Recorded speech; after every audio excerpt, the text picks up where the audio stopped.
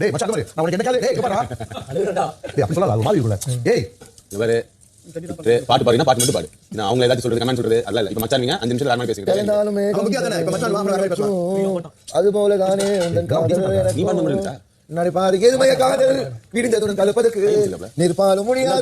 திவாகருக்கு possessive ஆகணும் அப்படின்றதுக்காக பிரவீன் அவர்கள் திவ்யா கையில முத்தம் கொடுக்கிற மாதிரி அவரு கையில அவரே முத்தம் கொடுத்துக்கிட்டு இருந்தாப்ல.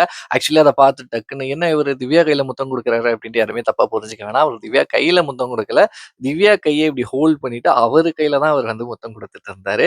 ஸோ உடனே என்னது இது பிரவீன் இப்படி பண்ணக்கூடிய விஷயமா, என்னதான் திவாகரை வெறுப்பேற்றணும் அப்படின்னு இருந்தாலுமே இப்படிலாம் பண்ணலாமா அப்படின்ட்டு யாருமே தவறாக புரிந்து கொள்ள வேண்டாம். அண்ட் திவாகர் அவர்கள் வந்து திவ்யா கிட்ட யாராச்சும் கொஞ்சம் நெருங்கி கொஞ்சம் பேசினாலே ரொம்ப பொசசிவ் ஆயிட்டு இருக்காரு. எனக்கு என்ன ஒரு டவுட்னா, திவாகர் அவர்கள் வந்து பிக் பாஸ் வீட்ல அந்த எவிக்ட் ஆகிறதுக்கு முன்னாடி உள்ள இருக்கும்போது திவாகருக்கு வந்து நிஜமாவே கல்யாணம் ஆயிடுச்சு அப்படின்ட்டு அந்த கல்யாண போட்டோலாம் வெளியிட்டு இருந்தாங்க.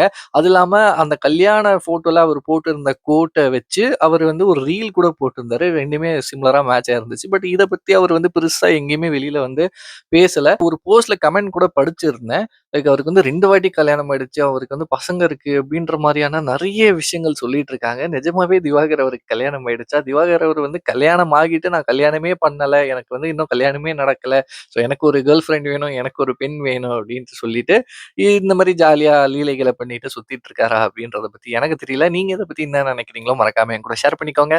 பாய்.